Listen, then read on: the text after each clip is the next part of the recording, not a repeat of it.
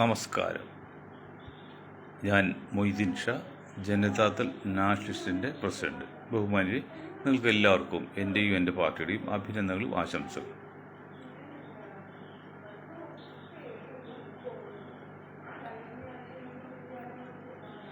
ഇപ്പോൾ പ്രേം നസീറിൻ്റെ മകൻ്റെ മരണത്തോടനുബന്ധിച്ച് പാളയം പള്ളി ഖബർസ്ഥാനിൽ നടന്ന ചില വീഡിയോ എടുത്തിട്ട് ചില അഭിപ്രായങ്ങൾ ചില തരം താണ ചാനൽ പറഞ്ഞു.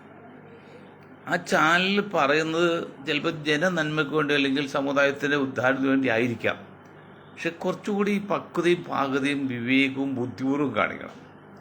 അങ്ങനെ ഒരു കാര്യങ്ങളൊന്നും വ്യക്തിപരമായിട്ട് പറയരുത്. ഇപ്പോൾ ഖുർആനിൽ പോലും എന്തെങ്കിലും ഇറങ്ങിക്കഴിഞ്ഞാൽ ആ ആളുടെ പേരൊന്നും പറയാറില്ല. ആ സാഹചര്യത്തെ ഉദ്ധരിച്ചുകൊണ്ട് പറയും. അതാണ് എൻ്റെ മാന്യത. ഖുർആൻ പോലും കാണിച്ച മാന്യത. പിന്നെ ഈ മണ്ടന്മായ വ്യക്തികൾക്ക് എന്താ കുഴപ്പം?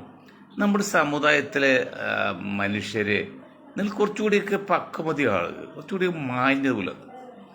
സൂചന നല്ലതാണ്. ആ ഒരു വീഴ്ച പറ്റിയിട്ട് അത് നമ്മൾ പരിഹരിക്കണം. തെറ്റില്ല, പറയുന്ന അറിയണം, മറ്റും ബോധവൽക്കരണം നടത്തി ചെയ്യണം.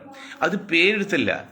ചില VIP-കളുടെ മരണാനന്തര ചടങ്ങുകളിൽ ഇങ്ങനെ ചില അപാകതകൾ കാണുന്നുണ്ട്, അത് മേലെ ചെയ്ത് എന്നുള്ള അറിയിപ്പാണ് വേണ്ടത്. ഒരാളെ വ്യക്തിയായിട്ട് പേരെടുത്ത് പറയരുത്. അത് ഫോട്ടോ സഹിതം കാണിക്കുന്നത്. ഏതോ പിടിവണിട്ട കാര്യത്തെക്കുറിച്ച് എന്താണ് മക്കളിപ്പോൾ എല്ലാവരും ഇപ്പോൾ ഒരുപോലെ പിന്നെ താടി വെച്ച് പള്ളിയിൽ നിന്ന് എഴുന്നേൽക്കാത്തരായിരിക്കില്ലല്ലോ. മുസ്ലിം സമുദായത്തിൽ ഏതെല്ലാം തരം ആൾക്കാരാണ്. നാനാ ജാതി ഉണ്ടെന്ന് പറയുമ്പോൾ നാനാ ജാതിയില്ല, നാനാ തരം ആൾക്കാരുണ്ട്. അപ്പോൾ അതുകൊണ്ട് എല്ലാവരും ഞങ്ങളെപ്പോലെ ന്യായിക്കും എന്ന് പറഞ്ഞാൽ ശരിയാവുന്നില്ല. നിങ്ങൾ പറയാം എന്താണ് ഇങ്ങനെ ചില അപാകതയുണ്ട്, അത് നിങ്ങൾ സൂക്ഷിക്കണം, ബോധമുള്ളവർ അല്ലെങ്കിൽ അറിവുള്ളവർ മറ്റുള്ള പറഞ്ഞു കൊടുക്കണം എന്ന് പറഞ്ഞ ബോധവൽക്കണം എന്നുള്ളതാണ്. അല്ല പേരെടുത്ത് പറയരുത്.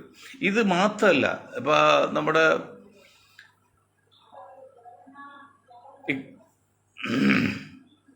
ആ സിനിമ നടൻ പിന്നെ അദ്ദേഹത്തിൻ്റെ മകൻ്റെ മരണത്തിലും ഇതുപോലെ വീഡിയോ എടുത്ത് കുറേ കോപ്പറേറ്റ് കാണിച്ചൊക്കെ പറഞ്ഞ് അതൊക്കെ പറയാം. പക്ഷെ പേരോ ആ പരിപാടിയെക്കുറിച്ചോ അതിൻ്റെ ഫോട്ടോ കാണിക്കരുത് എന്ന് വിനീതമായി അഭ്യർത്ഥിക്കുക. ഒരിക്കൽ കൂടി പറയുന്നു, നിങ്ങൾക്ക് അങ്ങനെ സമൂഹത്തെ ഉദ്ധരിക്കണമെന്നുണ്ടെങ്കിൽ, സമൂഹത്തെ ബോധവൽക്കരണം ചെയ്യുന്നുണ്ടെങ്കിൽ പറഞ്ഞോ, അത് തെറ്റില്ല. പക്ഷെ അത് വ്യക്തിപരമായി ആകരുത്, വ്യക്തിപരമായ പേര് ഉച്ചരിക്കരുത്, വിഷയം മാത്രം ഉച്ചരിക്കുള്ളൂ എന്ന് പ്രത്യേകം പറയണം. മറ്റൊന്ന്, അടുത്ത കാലത്ത്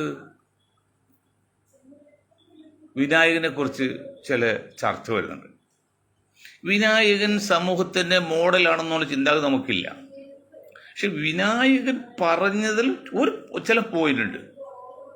വിനായകൻ പറഞ്ഞ എല്ലാം ശരിയാന്ന് നമ്മൾ പറയുന്നില്ല. പക്ഷെ ഈ ചില പോയിന്റ്, യേശുദാസിൻ്റെ കാര്യം പറഞ്ഞതിൽ, പിന്നെ അടൂർ ഗോപാലകൃഷ്ണനൊക്കെ പറഞ്ഞതിൽ അല്പം കൂടി കാര്യമല്ല, അല്പം കാര്യം, മുഴുവനല്ല. എന്നുവെച്ചാൽ യേശുദാസിൻ്റെ കാലഘട്ടത്തിൽ ഞാൻ ഭൂമിയിൽ ജീവിച്ചിരുന്നു എന്ന് പറയുന്ന ഒരു പക്ഷേ മലയാളികൾക്ക് ഒരു അഭിമാനമാണ്. അത് ഏതാണ്ട് അംഗീകാരമുള്ള ഒരു വ്യക്തിത്വത്തിന് ഉടമയാണ്. മറ്റ് പലരും അപേക്ഷിച്ച് എത്രയോ നല്ല മാന്യനായ പ്രവൃത്തിയാണ്. പക്ഷെ അദ്ദേഹം ലത്തീൻ കത്തോലിക്കൻ എന്ന് പറഞ്ഞാൽ പിന്നോക്ക സമുദായമാണ്. സുറിയാനി കത്തോലിക്കാണ് മുന്നോക്ക സമുദായം.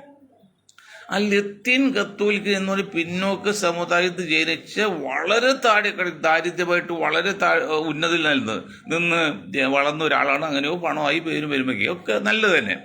പക്ഷെ അദ്ദേഹം വളർന്നതിന് ശേഷം അദ്ദേഹവും മറ്റ് ചില കരുണാകരനൊക്കെ ബ്രാഹ്മണനായിട്ട് ജീവിക്കാൻ ആഗ്രഹിച്ചത്. കർണാടക ബ്രാഹ്മണനായിട്ട് ജീവിച്ച് ഇപ്പോൾ യേശുദാസൻ ബ്രാഹ്മണനായിട്ട് അത്. കാരണം സുരേഷ് ഗോപിയിലെ ഇനി അടുത്ത ജന്മം ഉണ്ടെങ്കിൽ എനിക്ക് ബ്രാഹ്മണനായിട്ട് ജനിക്കണം. ഏടോ എന്താണ് താൻ ജനിച്ചു വളർന്ന സമുദായത്തിന് എന്താ കുഴപ്പം? ഞാൻ എത്ര മോശമാണ്. ഞാൻ ജനിച്ചു വളർന്ന സമുദായത്തിന് ഉന്നതിയുണ്ട്. ആ സമുദായത്തിലെ അച്ഛനും അമ്മയ്ക്ക് ഉന്നതിയുണ്ട്. അതെന്താണ് സുരേഷ് ഗോപി ഞാൻ അടുത്ത ജന്മം എനിക്ക് ബ്രാഹ്മണനായിട്ട് ജനിക്കുന്നത്? അപ്പോൾ തൻ്റെ അച്ഛനും അമ്മയൊക്കെ വളരെ മോശമായി ചിന്തിക്കല്ലേ? എന്നാലും എൻ്റെ ഒരു സുഹൃത്തുണ്ടായി, അദ്ദേഹം മരിച്ച് 3 ഹജ്ജ് ചെയ്ത ആളാണ്. അദ്ദേഹം പറഞ്ഞു, എനിക്ക് മക്കത്ത് പോയി മരിക്കണം എന്ന് ആഗ്രഹം ഹജ്ജ് കഴിഞ്ഞിട്ട്. അപ്പോൾ ഞാൻ ചോദിച്ചാൽ, എൻ്റെ പൊന്ന് സാറേ, അങ്ങനെയാണെങ്കിൽ ഈ 50-60 ലക്ഷം പേര് കൊല്ലം പങ്കെടുക്കുന്നുണ്ട്, അല്ല ഉംറയ്ക്ക് പോകുന്നുണ്ട്, അതിനേക്കാൾ എത്രയോ ഇരട്ടി. ഏതാണ്ട് ഒരു 5-6 കോടി ജനങ്ങൾ പലപ്പോഴായിട്ട് പോകുന്നുണ്ട്. ഈ 6 കോടി ജനങ്ങളും അവിടെ ചെന്ന് മരിക്കുക വെച്ചാൽ അവരെന്ത് ചെയ്യും? ആ രാജ്യം എന്ത് ചെയ്യും? ഇപ്പം തന്നെ ബുദ്ധിമുട്ടാണ്. അപ്പോൾ അത് തന്നെയില്ല, അവിടൊക്കെ ഒന്നും മരിക്കാത്തതല്ല ഇപ്പോൾ നരകത്തിലായിരിക്കട്ടെ. ആ ഒരു ചിന്താഗതിയൊക്കെ കളയൂ. മരിക്കുകയാണെങ്കിൽ മരിക്കട്ടെ, മരിച്ചാൽ ഭാഗ്യം, ഇല്ലി തിരിച്ചു പറഞ്ഞുള്ള. അങ്ങനെ വരുമ്പോൾ ഞാൻ ഈ യേശുദാസ് ചെയ്തത് വെച്ചാൽ ശബരിമലയിൽ അദ്ദേഹം പോകുന്നു, നല്ല കാര്യം. ഗുരുവായൂർ അമ്പല നടയിൽ ഞാൻ ഒരിക്കൽ പാടും തുറക്കുമെന്നൊക്കെ പറയുന്നുണ്ട്, ഗുരുവായൂർ അമ്പലത്തിൽ പറയുന്നു. പക്ഷെ എന്നിട്ട് കിട്ടിയില്ല. അതേ സ്ഥാനത്ത് ഗുരുവായൂർ അമ്പലവും അയ്യപ്പനൊക്കെ അത് ഒരു കഥാപാത്രം അല്ലെങ്കിൽ ഒരു ചരിത്ര സംഭവം ഒരു ആയിരിക്കാം. യഥാർത്ഥ സംഭവം എന്ന് പറയാൻ പറ്റുമോ? അത് പറയാൻ പറ്റില്ല. പക്ഷെ ഗുരുദേവൻ യേശുദാസ് ഞാൻ അങ്ങ് മനസ്സിലാക്കുക, ഗുരുദേവൻ എന്നുള്ള ഈ യാഥാർത്ഥ്യമാണ് നമ്മുടെയൊക്കെ കൺമുമ്പിൽ അല്ലെങ്കിൽ നമ്മുടെ ജീവിതകാലത്ത് കണ്ട ആളാണ്. ആ ഗുരുദേവൻ ഒരു അമ്പലമുണ്ട് വർക്കലയിൽ, വർക്കല ശിവക്ഷേത്രം. അതൊരു ക്ഷേത്രം തന്നെയാണ്. ആ ശിവക്ഷേത്രത്തിൽ താങ്കൾ പിന്നോക്ക സമുദായത്തിൽപ്പെട്ട ആളാകുമ്പോഴേ കുറച്ചുകൂടി അവിടെയല്ലേ താല്പര്യം കാണിക്കേണ്ടത്. അപ്പോൾ എന്താ, അങ്ങക്ക് പണം പ്രതാപമായി, പിന്നെ ബ്രാഹ്മണൻ മതി, പിന്നെ നായർ മുകളിലേക്കല്ല താഴ്ത്തുള്ളതും വേണ്ട, അതൊന്നും വേണ്ട യേശുദാസ് സാറേ. അപ്പോൾ നമ്മളാണ് ആൾ ദൈവം എന്നൊന്നും ആരും പറയണ്ട, അങ്ങനെ പുകഴ്ത്തി ആവശ്യമില്ല. സാധാരണ വ്യക്തിയാണ് അദ്ദേഹം, ആൾ ദൈവമല്ല വ്യക്തിയാണെന്ന് പലരും പറഞ്ഞിട്ടുണ്ട്. ഇപ്പം പലരും പുകഴ്ത്തി പറഞ്ഞ് വിനായകനെ അങ്ങോട്ട് കുറ്റം പറഞ്ഞു, മറ്റുള്ള യേശുദാസിനെ മറ്റു അടൂർ ഗോപാലകൃഷ്ണയൊക്കെ അവിടെ വാനോളം പുകഴ്ത്തിയാണ്. അതൊന്നും അല്ല. അടൂർ ഗോപാലകൃഷ്ണ സാറും അത്ര പുണ്യവാളെന്ന് പറയണ്ട. കാരണം ഡോക്ടർ കെ ആർ നാരായണൻ്റെ ഇൻസ്റ്റിറ്റ്യൂട്ടിൽ നടന്ന സംഭവമൊക്കെ നിങ്ങൾക്ക് അറിയാം. അതുകൊണ്ട് കെ ആർ നാരായണ അടൂർ ഗോപാലകൃഷ്ണ സാറിനെയോ അല്ലെങ്കിൽ യേശുദാസിനെ ഒന്നും കുറ്റപ്പെടുത്താൻ പറ്റില്ല, മോശമായിട്ട് സംസാരിക്കരുത്. പക്ഷേ അവരാണ് ശരി, അവരാണ് പറഞ്ഞത് 3% ശരി, അവരൊക്കെ ആൾ ദൈവങ്ങളാണ് എന്നുള്ള ചിന്തയും വേണ്ട. യേശുദാസ് കുറച്ചുകൂടി പക്വതയും പാകതയൊക്കെ ഉണ്ടെങ്കിൽ ആ വർക്കല ശിവഗിരി ക്ഷേത്രം അതും ഒരു മതം തന്നെയല്ലേ, അതും ഒരു ജാതിയല്ലേ, അല്ലെങ്കിൽ ഒരു ഇതില്ലേ, ആ കൺകണ്ട ദൈവമാണ് അദ്ദേഹമൊക്കെ. നമ്മൾ കണ്ടതാണ്, ലോക പ്രശസ്തമാണ് ഗുരുദേവൻ്റെ കാര്യം. അതിനെക്കുറിച്ചൊന്നും മിണ്ടത്തില്ലല്ലോ. അപ്പോൾ ഇതാ നിങ്ങൾക്കും ആ ബ്രാഹ്മണ്യത്തോടാണ് അല്ലെങ്കിൽ ആ സവർണ ഇതോടെ താല്പര്യം. അതുകൊണ്ട് ആദ്യം പുണ്യവാളിൽ ആരും ആകട്ടെന്ന് ആദ്യമായിട്ട് പറയാണ്. ഇതിനെക്കുറിച്ച് പറയാൻ പറ്റില്ല. മറ്റൊന്ന് വളരെ ശ്രദ്ധിക്കേണ്ട വിഷയം, ഇന്ത്യയിലെ പ്രതിപക്ഷങ്ങൾ പ്രത്യേകിച്ചും വളരെ ശ്രദ്ധിക്കേണ്ട വിഷയമാണ് ശ്രീമാൻ രാഹുൽ ഗാന്ധി കൊണ്ടുവന്ന ആ വിഷയം, ഇലക്ഷൻ കമ്മീഷനെ കുറിച്ചും വോട്ടിംഗ് തട്ടിപ്പിനെ കുറിച്ചും. ഈ കാര്യത്തിൽ ഈ സമയത്ത് ശ്രീമാൻ രാഹുൽ ഗാന്ധിയുടെ കൈകൾക്കും പ്രവൃത്തികൾക്കും നമ്മൾ മനസ്സറിഞ്ഞ് ശക്തമായിട്ട് പിന്തുണ കൊടുത്തില്ലെങ്കിൽ ആ മനുഷ്യനെ ഒറ്റപ്പെടും, തദ്വാര പ്രതിപക്ഷവും ഒറ്റപ്പെടും. അതുകൊണ്ട് പ്രതിപക്ഷ പാർട്ടികൾ ബ്ലോക്കായിട്ടും മറ്റ് പാർട്ടികളുടെ ചിന്താശക്തിയുള്ള സാധാരണ ചിന്തയുള്ള മാന്യന്മാരുള്ള ആൾക്കാരും ഇക്കാര്യത്തിൽ രാഹുൽജിയെ പിന്തുണക്കണമെന്ന് ആത്മാർത്ഥമായിട്ട് മൊയ്തീൻ ഷായി ഗ്രൂപ്പും പറയാണ്. വളരെ ആത്മാർത്ഥം. ഞാൻ അദ്ദേഹത്തെക്കുറിച്ച് ചില വിമർശനം പറഞ്ഞിട്ടുണ്ട്. അതൊക്കെ ആ പാർട്ടിയുടെ പ്രസ്ഥാനം വളരാൻ വേണ്ടിയല്ല, അത് നശിപ്പിക്കാൻ പറ്റില്ല. ഇത് അത്ര ഗൗരവമുള്ള കാര്യമാണ്. ജനാധിപത്യത്തിൻ്റെ അടിസ്ഥാന ശില എന്നൊരു നിഷ്പക്ഷമായ വോട്ടെടുപ്പിൽ ആർക്ക് ഭൂരിപക്ഷം കിട്ടുന്നോ ആ പാർട്ടിയെ ആ വ്യക്തിയെ മനസ്സാവാച കർമ്മണ നമ്മൾ അംഗീകരിച്ച് അവരെ സ്വീകരിച്ചുകൊണ്ട് നമ്മൾ മാറി നിൽക്കണം. അതാണ് ജനാധിപത്യത്തിൻ്റെ ഏറ്റവും വലിയ ഉദാത്തമായ സംസ്കാരം. അങ്ങനെ വരുമ്പോൾ തിരഞ്ഞെടുപ്പ് നിഷ്പക്ഷമായിരിക്കണം, പിന്നീട് വളരെ സുതാര്യമായിരിക്കണം. പക്ഷേ കുറേ നാളുകളായിട്ട് ഇന്ത്യയിലെ ഇലക്ഷനെ കുറിച്ചും തെരഞ്ഞെടുപ്പിനെ കുറിച്ചും തെരഞ്ഞെടുപ്പ് കമ്മീഷനെ കുറിച്ചും അത്ര സുതാര്യതയല്ല പറയുന്നത്. ഒരുപടി കാരണങ്ങളുണ്ട്. കാരണം രാഹുൽജി പറഞ്ഞുകൊണ്ട് ഞാനത് വീണ്ടും ആവർത്തിക്കില്ല, 10-100 കാരണങ്ങൾ പറയുന്നുണ്ട്. എന്തൊരു മോശമാണ്, നിഷ്പക്ഷ ഒന്നും ഇല്ല ഇലക്ഷനിൽ, ഇപ്പോഴത്തെ കമ്മീഷനും ഇലക്ഷനിലും. ജനാധിപത്യ രീതിയിലുള്ള ഒരു പ്രവർത്തനവും ഇലക്ഷനിൽ ഇന്ത്യയിൽ നടക്കുന്നില്ല. നമ്മുടെ കേരളമല്ല ഇന്ത്യ എന്നുണ്ട്. കേരളത്തെ പോലെ 10-30 സ്റ്റേറ്റുകളും അതിനേക്കാൾ ഇരട്ടിയുള്ള എത്രയോ ഇതിലുണ്ട്. ആകെ 150 കോടി ജനസംഖ്യ ഉണ്ടെങ്കിൽ 3 ചില കോടിയുള്ളൂ. ഇപ്പോൾ 13-15 1:50 1:60 വരുന്നത്. അപ്പോൾ വെറും 60-1 അല്ലെങ്കിൽ 50-1 മാത്രമാണ് കേരളത്തിൽ. ബാക്കി 40 വേറെ എടുക്കുക. അവിടെയൊക്കെ നടക്കുന്ന സംഭവങ്ങൾ ഇലക്ഷൻ കമ്മീഷൻ്റെ പ്രവൃത്തിയും സുതാര്യമായിട്ടോ അല്ലെങ്കിൽ നിഷ്പക്ഷവാദികൾക്ക് വിശ്വാസം വരുന്നില്ല. അപ്പം നമ്മൾ തെറ്റ് ചെയ്യുന്നില്ലെന്ന് മാത്രമല്ല, തെറ്റ് ചെയ്യുന്നില്ലെന്ന് മറ്റുള്ളവരെ ബോധ്യപ്പെടുത്തി ചെയ്യണം. അപ്പോൾ ഇലക്ഷൻ കമ്മീഷൻ നിഷ്പക്ഷമാണെന്ന് പറഞ്ഞാൽ മാത്രം പോരാ, അങ്ങനെയാണ് എന്ന്, അങ്ങനെ ആയിരിക്കണമെന്ന് മറ്റുള്ളവരെ ബോധ്യപ്പെടുത്തേണ്ട ബാധ്യത കൂടി ഇലക്ഷൻ കമ്മീഷൻ തികച്ചും ഭരണകക്ഷിയുടെയോ പ്രതിപക്ഷത്തിൻ്റെ അല്ല, തികച്ചും സ്വതന്ത്രമായിരിക്കണം. ആ സ്വതന്ത്രമായ രീതിയിലാണ് തിരഞ്ഞെടുപ്പ് വെച്ചത്. ഇലക്ഷൻ സുപ്രീം കോടതി ചീഫ് ജസ്റ്റിസ്, പ്രതിപക്ഷ നേതാവ്, പ്രധാനമന്ത്രി, അങ്ങനെ 3 പേരായിരുന്നു ഇലക്ഷൻ കമ്മീഷൻ നിയമിച്ചിരുന്നത്. ഇതിൽ അതങ്ങ് മാറ്റി പ്രതിപക്ഷ നേതാവും പ്രധാനമന്ത്രിക്ക് ഇഷ്ടപ്പെട്ട ഭരണകൂടത്തിലെ ഒരാളെ, ഇപ്പോൾ രണ്ടവരും ഒന്നിടയിലുള്ളൂ. അപ്പോൾ നിഷ്പക്ഷ പോയില്ലേ, പക്ഷായി പോയില്ലേ? അതൊക്കെ ഇവിടെ നമ്മൾ അങ്ങനെയുള്ള ഇതൊക്കെ വന്നിട്ട് അതിനെ ചോദ്യം ചെയ്യുന്നല്ല, അതിനെക്കുറിച്ച് അന്വേഷിക്കുന്നില്ല, നടത്തില്ല. ഒരു കാര്യം പറയാം, ഞാൻ വീണ്ടും പറയാണ്. ഒരു പ്രതിക്ക് വേണ്ടി കേസ് വാദിച്ചപ്പോൾ ജയിക്കാൻ വേണ്ടി ജഡ്ജി എന്ത് ചോദിച്ചാലും ബബ്ബബ പറഞ്ഞോളാൻ പറഞ്ഞു. അതിന് ബബ്ബബ പറഞ്ഞ് കേസ് ജയിച്ചപ്പോൾ ഈ വക്കീല് ഫീസ് ചോദിച്ചു. അപ്പോൾ ഇയാൾ ബബ്ബ പറഞ്ഞ് ഒഴിച്ചു പോയി. അതുപോലെ ഇന്ന് നിങ്ങൾ കാണിക്കുന്ന മൗനം, അതിന് രാജ്യം വലിയ വില കൊടുക്കേണ്ടി വരും. നമ്മളുടെ ഒപ്പം തന്നെ സ്വാതന്ത്ര്യം നേടിയ രാജ്യങ്ങൾ പലതും ഇന്ന് ജനാധിപത്യത്തിൽ നിന്ന് അകന്നകന്ന് പോയിക്കൊണ്ടിരിക്കുക. ഇന്ത്യയാണ് ഒരു ഭാഗികമായിട്ടെങ്കിലും ജനാധിപത്യ രാജ്യമായിട്ടും ജനാധിപത്യ പ്രസ്ഥാനമായിട്ട് വളർന്നു നിൽക്കുന്നത്. ഈ നിലക്ക് പോയാൽ അതില്ലാതെ വന്നാൽ പിന്നെ എന്ത് ജനാധിപത്യം വേണം? എന്ത് ജനാധിപത്യം? എന്ത് നിഷ്പക്ഷം? എന്ത് സത്യസന്ധത? ഒന്നുമില്ല. ഇവിടെ എങ്ങനെയെന്ന് വെച്ചാൽ എങ്ങനെ കുതികാൽ വെട്ടിയും തട്ടിപ്പടുത്തിയും വോട്ട് ജയിച്ച് ഭരിക്കണം എന്നുള്ളത്. യഥാർത്ഥത്തിൽ ചെയ്യേണ്ടത് ഇങ്ങനെയല്ല. യഥാർത്ഥ ജനാധിപത്യത്തിൽ അതിൻ്റെ ഡെഫിനിഷൻ വെച്ച് നോക്കിയാൽ ഇങ്ങനെയാണ് നടക്കേണ്ടത്. കേട്ടോളൂ എങ്ങനെയാണെന്നുള്ളത്. അതായത് ആകെ വോട്ടർമാരിൽ 80% പേരെങ്കിലും വോട്ട് ചെയ്തിരിക്കണം. വ്യക്തമായ കാരണമില്ലാതെ വോട്ട് ചെയ്യാത്തവർക്ക് ചെറിയൊരു ഫൈൻ, കൊലപാതകമൊന്നുമില്ല, ചെറിയൊരു ഫൈൻ ഏർപ്പെടണം, അല്ലെങ്കിൽ വ്യക്തമായിട്ട് രേഖ കാണിക്കണം. അപ്പം പോൾ ചെയ്ത വോട്ടിൻ്റെ വോട്ടർമാരിൽ 80% പേരിൽ വോട്ട് ചെയ്യണം. അപ്പോൾ 80% വോട്ട് ചെയ്താൽ അത് അസാധുവാകുള്ളൂ, അല്ലെങ്കിൽ അസാധുവാകും. അങ്ങനെ 80% വോട്ട് ചെയ്താൽ അതിൽ 51% വോട്ട് കിട്ടിയ ആൾ ജയിക്കാവൂ. ആകെ വോട്ടർമാരിൽ 80% അത് നോക്കുകയാണെങ്കിൽ 70 ആക്കാട്ടോ, ഞാൻ പറഞ്ഞോളൂ, 70 ആക്കാം വേണമെങ്കിൽ, അല്ലെങ്കിൽ 80 കിട്ടാം, 70 ആക്കാം. അതൊക്കെ ചർച്ച ചെയ്ത് വെക്കട്ടെ. 70% വോട്ട് ചെയ്തിരിക്കണം. അതിൽ 51% വോട്ട് കിട്ടിയ ആളെയാണ് ജയിച്ചായി പ്രഖ്യാപിക്കാവൂ. ഇത് 50% വോട്ട് കിട്ടാതിരിക്കുകയോ 70% വോട്ട് ചെയ്യാതിരിക്കുകയോ ചെയ്താൽ ആ മുന്നണി ഒരു ഇലക്ഷൻ അസാധുവാകും. അപ്പം ഇതൊക്കെയാണ് വേണ്ടത്. എന്ന് പറയുമ്പോൾ 2 സ്ഥാനത്തിൽ മാത്രമേ ഉണ്ടാവുള്ളൂ, 3 വരില്ല, ഒരിക്കലും ജയിക്കില്ല എന്ന് പൂർണ്ണ ബോധ്യമുള്ള സമയത്ത് പിന്നെ ആരെങ്കിലും വരും പണം മുടക്കി സമയം കളയാൻ പറയൂ? ഇല്ല. ഇതിപ്പോൾ ഏത് അണ്ടിന് വോട്ട് കണക്കാക്കുന്നത്? ഇന്നിപ്പോൾ 2500-400 പാർട്ടികളുടെ ഇന്ത്യയിൽ 150 പാർട്ടിയെ രജിസ്ട്രേഷൻ ക്യാൻസൽ ചെയ്തിരിക്കുകയാണ്. കേരളത്തിൻ്റെ 13-14 പേര് രജിസ്ട്രേഷൻ കളഞ്ഞിട്ടുണ്ട്, SRP NDA ഒക്കെ ഉൾപ്പെടെ. അതൊക്കെ നല്ല കാര്യം, തെറ്റ് പറയാൻ പറ്റില്ല. അങ്ങനെയുള്ള കടലാസ് പാർട്ടിയുടെ ആവശ്യമില്ല.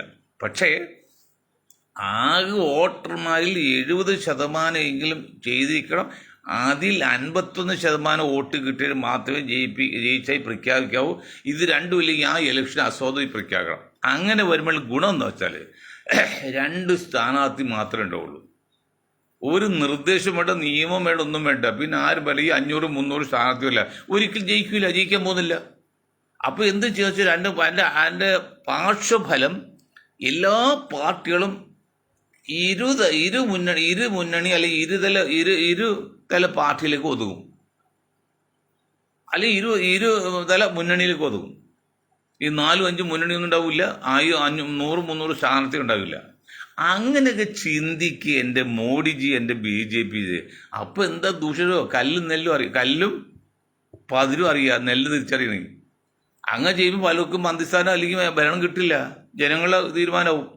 അങ്ങനെയുള്ള ഒരു ഭരണകൂടത്തിന് മാത്രമേ, കൈയിട്ട് വാരാൻ പറ്റാത്തൊരു ഭരണകൂടത്തിന് മാത്രമേ രാജ്യം മുന്നോട്ട് കൊണ്ടുപോകാൻ പറ്റുള്ളൂ, രാജ്യത്തെ ഒന്നായി കാണാൻ പറ്റൂ. മാർക്സിസ്റ്റ് പാർട്ടി ഒരു പുരോഗമനം പറഞ്ഞു 2 പ്രാവശ്യത്തിൽ കൂടുതൽ 2 പ്രാവശ്യം ജയിച്ചാൽ പിന്നെ സ്ഥാനം കൊടുക്കില്ലാന്ന്. കഴിഞ്ഞ പ്രാവശ്യം അങ്ങനെ ബാലകാക്കി, പിണറായി ഒഴിച്ച് ബാക്കിയാക്കി. ഇത്തവണ വന്നപ്പോൾ അത് വേണ്ട, ചെറിയ അതിന് മായം ചേർക്കാം, വെള്ളം ചേർക്കാം, ചില സീറ്റിലൊക്കെ മൂന്നാമതും കൊടുക്കാന്ന്. അതൊക്കെ എന്ത് രീതിയാണ്? അതിനർത്ഥം ഇതൊക്കെ അവനവൻ്റെ താല്പര്യത്തിന് വേണ്ടി മാത്രം നിയമനിർമ്മാണം ഉണ്ടാക്കുകയാണ്, അല്ലെങ്കിൽ പോളിസി പറയാണ്. അടിസ്ഥാനപരമായ ആദർശമുള്ളതല്ല. CPIM പോലും അവന് മറ്റുള്ള പാർട്ടിയുടെ കാര്യം പറഞ്ഞോ? ഇപ്പം 3-4 പേരൊക്കെ പേരുണ്ട്, അവർക്ക് അവസരം കൊടുക്കണം. ഇതേപോലെ നമ്മൾ കോൺഗ്രസും പറയുന്നത്, ഇപ്പം ലീഗും പറയും. അത് ചത്ത കോഴിയുടെ ചാറ് കൂട്ടാൻ ഇടയ്ക്കിടയ്ക്ക് കഷ്ണം കൂട്ടാന്ന് പണ്ട് മൊല്ലാക്ക പറഞ്ഞു പറയുമ്പോലെ അതൊക്കെ നമ്മൾ പറയും. പക്ഷെ നമ്മുടെ അടുത്ത് പിടിച്ച് വരുമ്പോൾ നമ്മൾ അതൊക്കെ മാറ്റും.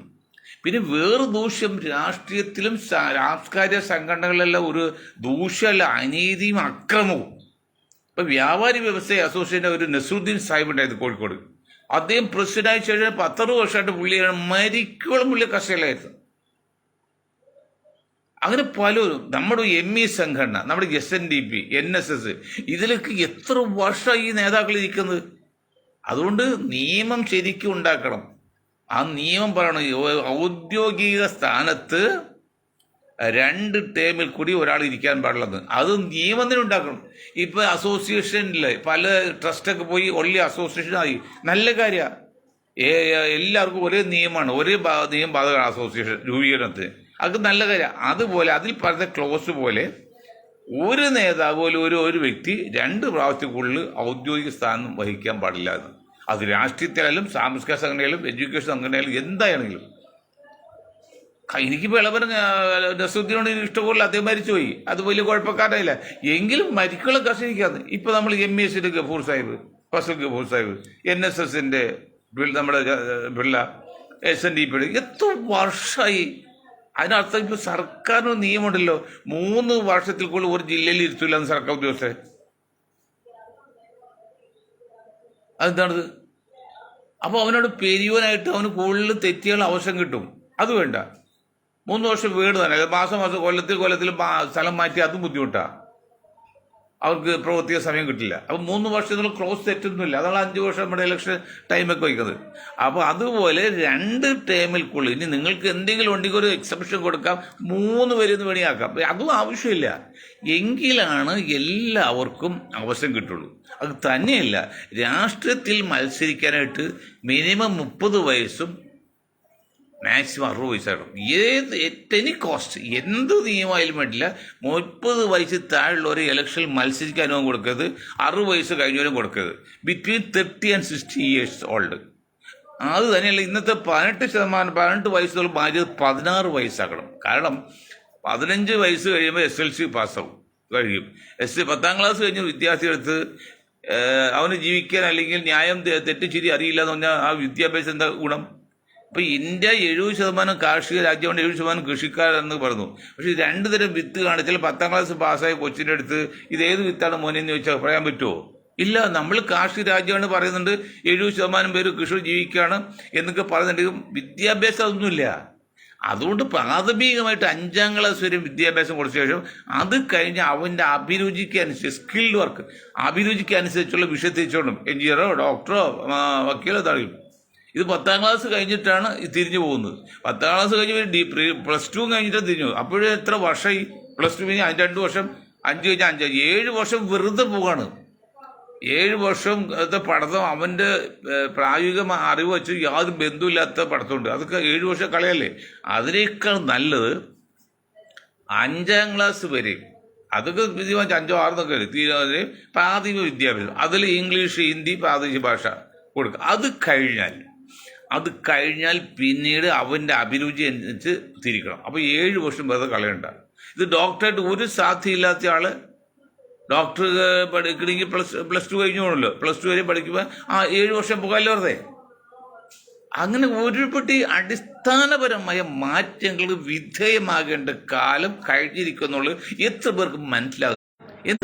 എന്താണ് നിങ്ങൾ ചിന്തിക്കാത്തത്? അപ്പോൾ നമ്മൾ പറഞ്ഞു വരുന്നത് ഇലക്ഷൻ സുതാര്യമായിരിക്കണം.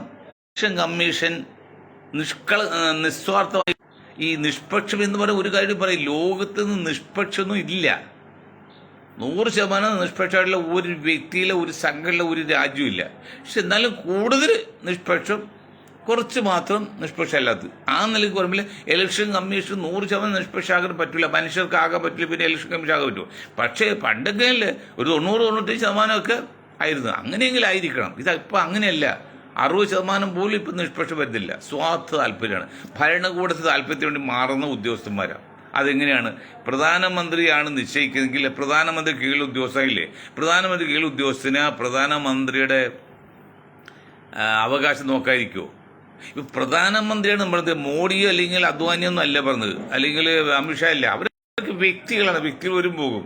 പ്രധാനമന്ത്രി എന്ന പോസ്റ്റിലിരിക്കുന്ന ആള് അദ്ദേഹം ഒരു ഉദ്യോഗസ്ഥനെ നിയമിച്ചല്ല, ആ ഉദ്യോഗസ്ഥനെ സംബന്ധിച്ച് അവന് കീഴ്പ്പെടുക്കാൻ അല്ലെങ്കിൽ അവന് സിമ്പതി ആർക്കാണ്, അല്ലെങ്കിൽ വിധേയത്വം ആർക്കാണ്? അവർ നിയമിച്ച ആൾ യജമാനോട് അയക്കില്ലേ? അതുകൊണ്ടാണ് ഇലക്ഷൻ കമ്മീഷൻ തീരുമാനിക്കും ഒരു കാരണവശാലും മന്ത്രിസഭയുടെ ആളായിരിക്കരുത്. സുപ്രീം കോടതി ചീഫ് ജസ്റ്റിസ് ഒന്ന്, പ്രധാനമന്ത്രി ഒന്ന്, മറ്റു പ്രതിപക്ഷ നേതാവ് ഒന്ന്. അപ്പോൾ ഈ മൂന്ന് പേര് കൂടിയിട്ട് തീരുമാനിക്കട്ടെ. എന്നിട്ട് 2 കൂട്ടം തീരുമാനിക്കുകയാണെങ്കിൽ പിന്നെ സമ്മതിക്കാം. ഇതിപ്പോൾ ഭരണകക്ഷിയുടെ കാര്യങ്ങൾ നടക്കും. ഇപ്പം നടക്കുന്നത് അങ്ങനെയാണ്. അതിനെതിരെ എത്ര പേരുടെ ശബ്ദം ഉയർത്തി? ഇപ്പോഴും പ്രതിപക്ഷത്തിന് വരെ 30% കഴിഞ്ഞ് 70% വോട്ടർമാർ ഇപ്പോഴും ഇന്ത്യ ഭരണകക്ഷി എതിരാൻ നിൽക്കുകയാണ് ഇന്ത്യയിൽ. ഈ 70% പേരുണ്ടായിട്ടും 30% കൊണ്ടുവന്ന ആ തെറ്റായ കീഴ്വഴക്കങ്ങൾക്ക് വേണ്ടി പ്രതികരിക്കാത്തതിന് കാരണം എന്താണ്? അതാണ് അവിടെയും നിസ്വാർത്ഥ പ്രവർത്തനമല്ല. അതാണ് കുഴപ്പം. അപ്പോൾ ഭരണകക്ഷി മാത്രം നമ്മൾ പറഞ്ഞാൽ പോരാ, പ്രതിപക്ഷത്തെയും പറയണം. അല്ലെങ്കിൽ ഇത്രയും പ്രതിപക്ഷമുള്ള ഇന്ത്യയിൽ ഇങ്ങനെയുള്ള അനീതിക്കെതിരെ വളരെ ശക്തമായിട്ട് പ്രതികരിക്കണ്ടേ? മനുഷ്യൻ സാമൂഹ്യ ജീവിയാണ്. അവന് പ്രതികരിക്കണം. എന്ത് ചെയ്യണം? ബോധവൽക്കരണം ചെയ്യണം. ബോധവൽക്കരണം ചെയ്താൽ തന്നെ നമ്മുടെ മനുഷ്യർ പ്രതികരിച്ചോളും. അപ്പോൾ ബോധവൽക്കരണം ചെയ്താൽ നമ്മുടെ കടമ തീർന്നു. നമ്മളൊക്കെ ഇപ്പം ചെയ്യുന്നതാണ് ബോധവൽക്കരണം ചെയ്യേണ്ടത് പോലെ, പിന്നെ പ്രതികരിച്ചോളും. ഇതൊക്കെ എത്ര ചെയ്യുന്നുണ്ട്? ഒന്നും ചെയ്യുന്നില്ല. മറ്റെന്തൊക്കെ പോരായികണ്ടെങ്കിലും രാഹുൽ ഗാന്ധിയെ സംബന്ധിച്ച് അദ്ദേഹം കൂടെ 2 പോയിന്റ്, ഒന്ന് ജാതി സെൻസസ്, ഇപ്പോൾ ഇലക്ഷനില്ല, അങ്ങനെ പല കാര്യങ്ങളും വളരെ മോസ്റ്റ് മോഡേൺ ചിന്താഗതിയുണ്ട്. അതൊക്കെ നമ്മൾ സപ്പോർട്ട് ചെയ്യേണ്ടതാണ്. അതിൽ പക്ഷം പിടിക്കുകയോ അല്ലെങ്കിൽ സ്വാർത്ഥ താല്പര്യം കൊണ്ട് പറയുന്നില്ല. അങ്ങനെയൊക്കെ വച്ച് പോയി നമ്മുടെ ഇന്ത്യ മഹാരാജ്യം വളരെ അപകടത്തിലേക്കായിരിക്കും. പക്ഷെ വളരെ അപകടത്തിൽ വളരെ മോശമായി. അതപ്പോൾ ഈ യേശുദാസിൻ്റെ കാര്യമൊക്കെ പറയുന്നത് വളരെ മോശമായി. ഇപ്പോൾ സുരേഷ് ഗോപിയുടെ കാര്യം മറ്റൊക്കെ പറയുമ്പോഴല്ലോ അവർക്കെല്ലാം എന്തോ എന്തുണ്ട്, മാന്യമായ രീതിയിലോ അല്ലെങ്കിൽ നല്ല രീതിയിലൊന്നും ചിന്തിക്കാൻ പറ്റുന്നില്ല. ഇപ്പോൾ കന്യാസ്ത്രീയുടെ കാര്യം പറഞ്ഞു, എന്നിട്ട് സുരേഷ് ഗോപി മിണ്ടിയില്ല എന്നുള്ളതും, സുരേഷ് ഗോപി പിന്നെ അവർ രാജിവെപ്പിക്കണമെന്ന് ഇടയിലേക്ക് ഇതൊക്കെ വാർത്തകളൊക്കെ ഉണ്ട്. ഒരു കാര്യം മനസ്സിലാക്കുക, BJP ഒരു കാര്യം മനസ്സിലാക്കി, BJP ക്രിസ്ത്യൻ വോട്ട് കൊണ്ടല്ല തൃശ്ശൂർ ജയിച്ചതെന്നും ക്രിസ്ത്യന് ചില വോട്ട് വന്നിട്ടുണ്ട്, അല്ല ഈ പറയും പോലെ മല പറഞ്ഞിട്ടൊന്നുമില്ല എന്നും BJP മനസ്സിലാക്കി. പിന്നെ എങ്ങനെയാണ് വോട്ട് പോയത്?